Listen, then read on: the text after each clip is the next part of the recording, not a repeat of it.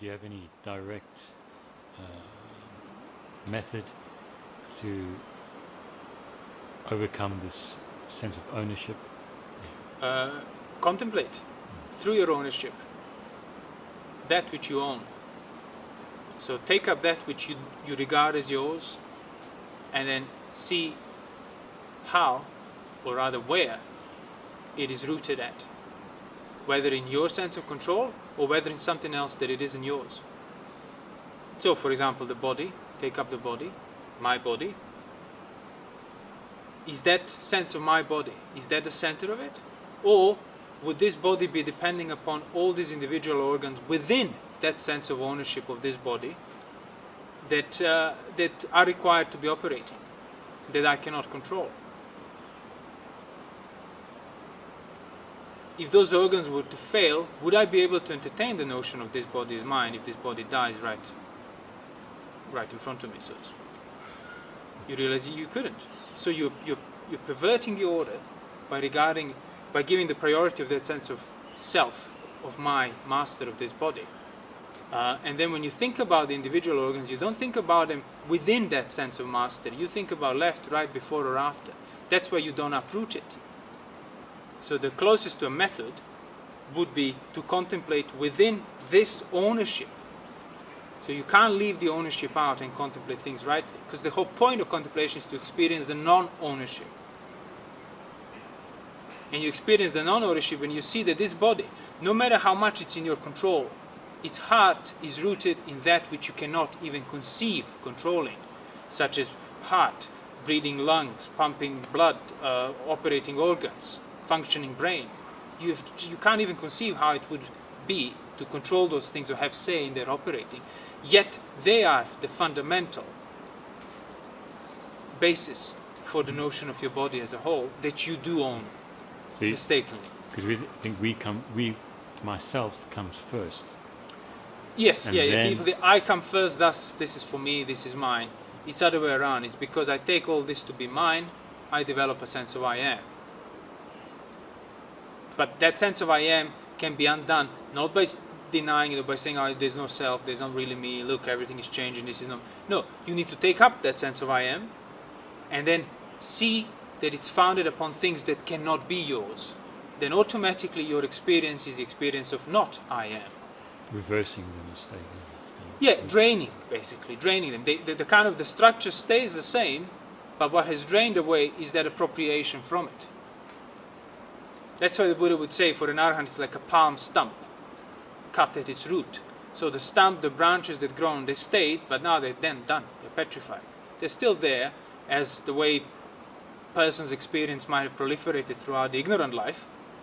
But once you uproot that ignorance, once you remove that appropriation, it stops proliferating and then just stays like a palm stump until even that breaks apart in parinibbana. So if you lose that or get rid of that sense of ownership, your personality doesn't. How does your personality? Well, anything in your personality that was depending upon the ownership, that will disappear. But there are other things that were not depending upon ownership. They were depending upon like hollow habits. Habits that were not rooted in greed, aversion, delusion. That stays. That's why, as I said many times, and in the suttas you read often, people cannot tell an arahant externally. And even another arahant cannot come and see the, I don't know, some special aura around him, oh, he's an arahant. No, they can tell an arahant when they start discussing each other's understanding of Dhamma, and they can see, oh yeah, he understood this probably to the extent. Of course, then the Buddha, or somebody like with very, very developed mind, could see little traits, little things, and based on which he could tell the other person's mind. But on an average, you can't. Even like Sariputta couldn't tell, in some cases, that the person was an arahant. Then he would go to the Buddha and said, where was his rebirth? And he says, what do you mean? Didn't he say he was an arahant? Yeah, he did, but he was associating with not some reputable families and so on. He said, well, that's not why a person is blameworthy. A person is blameworthy because they leave this body, they take another body, as in they remain bound with samsara. But I can tell you he wasn't. He wasn't blameworthy. He was an arahant even before he died. But Sariputta couldn't see it. Mm-hmm. So the other, that famous one was like really harsh in his speech, and the people were often offended. And then the Buddha said, oh, it's his old habits they were not rooted in ill will or greed or anything like that, but obviously you would come across as very angry, furious. Of course, that doesn't mean like, oh, okay, so I don't have to. You will know which habits can stay once you're an arhat or on the way of becoming one. You can't decide that beforehand. Oh, these are my neutral habits. So you have to take them all with caution. If you're in a state of putujana, you can't trust any of your habits. So you have to keep investigating any of it if it's rooted on greed, aversion, delusion. And truly, when you dismantle everything that shouldn't be there, whatever's left, then you know that can be left. So this is very different from saying that the self doesn't exist. Or there is no self. Yeah, the Buddha never said that. When he asked him, does the self exist? He wouldn't say it. Does the self does not exist? He wouldn't answer it.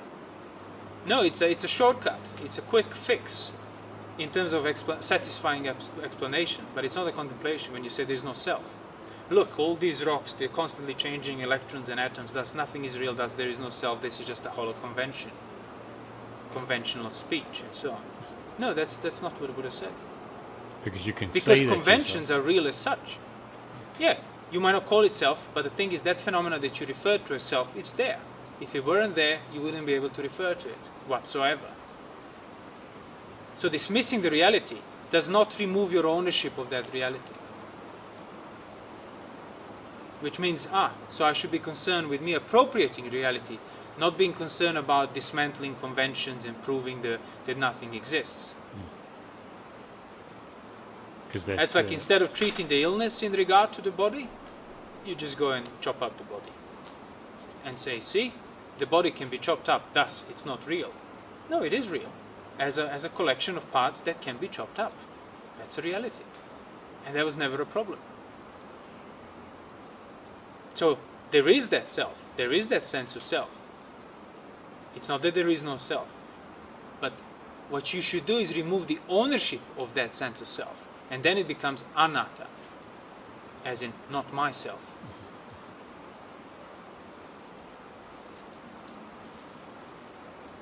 Because it's a practice of denial. And actually, I don't want to say not myself, because then people might assume, someone else's self. No, anatta is self that you don't own, and that cannot be called self. So it's not self. So that which was taken as self, still there, but now it's not. Taken as not self.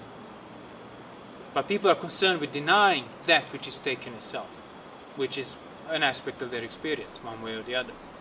But as the Buddha said, the five aggregates are not the assumption, are not the holding, the view of the self. But there is no view of the self apart from the five aggregates. So it's desire and lust in regard to the five aggregates, that the view of self is there. By you coming and saying there is no self, the five aggregates are impermanent, there is no self, you're just dismissing it, the problem, and without actually understanding it. Because if you were to truly understand it, well, the only way to truly understand it is to free yourself from that self, to see it as not self. So any explanation that you think you understood, unless it's freeing you from that sense of self, don't think you understood it.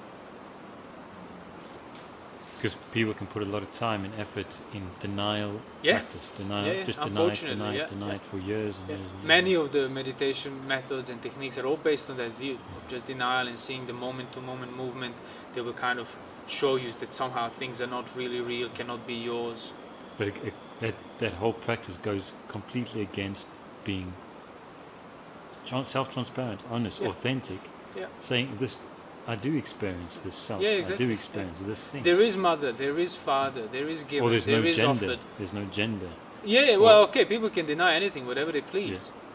As the attitude, it can be aimed literally at anything. That's why the Buddha said the worldly right view is the view that acknowledges the validity of random phenomena, in your experience. No, there is this, there is given, there is mother, there is father, there is the liberation, there is the path. Allowing, you don't need to see them, and of course you don't see them at that level, but you need to know that there is a possibility of them being real, as in there is a possibility of being free. But if you keep denying everything, you will never accept that possibility as a present phenomenon, and that's the key. Accepting possibilities as a present negative phenomenon in your experience. Yeah, it's real. The possibility is real. I don't know how, to what extent, but I could find out if I apply myself. So you don't want to deny anything, really. You want to restrain yourself from what you were told it's unwholesome, greed, aversion, delusion, that you can see that it's unwholesome. And then within that, you don't need to deny further. That would be like overshooting the mark. You want to understand what's in front of you. That's what the Buddha said. The whole universe is contained within this less than 6 foot long body and so on. He didn't say this body is not real, thus none of the universe is real. There is no travel, there is no mother, there is no father, there is no life. Because there were those views at the time that he quite heavily criticized. Nobody gets killed, there's nothing, it's just elements. And actually, modern interpretation of Buddhist anatta, it's actually one of those wrong views back in the day that the Buddha criticized. When they say everything is comprised of constantly changing electrons, so nothing is real, or nothing can be mine, there is no self. And people believe that, whereby they said, oh, nobody gets killed. Even if you go and cut everybody on the left side of Ganges with a sharp sword, nobody gets killed. All that happens is the sword runs through the elements, runs through the electrons and atoms. You can just call it whatever you want. The view is the same. And the Buddha said it's a completely wrong view. Because you're blaming the 5 aggregates for your assumption, for your sense of self. Failing to see that it's desire and lust in regard to the 5 aggregates, that the sense of self is there. But it's not the 5 aggregates. So you killing the 5 aggregates does not free you from the sense of self. Hence, person who is not freed from the sense of self, when the 5 aggregates disintegrate, as in when they die, they're still there. They get reborn. Yeah, it reminds me of when someone's got a problem and they start, complaining about, trying to talk it out. And then, I don't know the answer. But anyway, everything's impermanent. So anyway, it's okay. Yeah. So it's like this, Oh I've got this problem, but I'll just deny it now. No, unfortunately, it's prevalent as a view, but it's just rooted in lazy self-reflection. Like in self-reflection that doesn't go far enough. So then you just put a cap on it by saying, well, it's all impermanent anyway, so I won't bother with it. I'll just, watch my breath and be peaceful and live a simple life. You can live life as simply as you want, as a vegetable, and still remain equally ignorant. And that's the problem. It's not how complex your life is. Of course, you want to simplify it, because it can be too much to start with, to practice, but that's secondary. That's just creating the suitable condition for you to understand what's right in front of you. But thinking that the goal of your life is to simplify it, or to just do this, just do that, without making the effort to understand it and go through that unpleasantness of unraveling the deep existential feelings of fear and anxiety, there's no practice without that.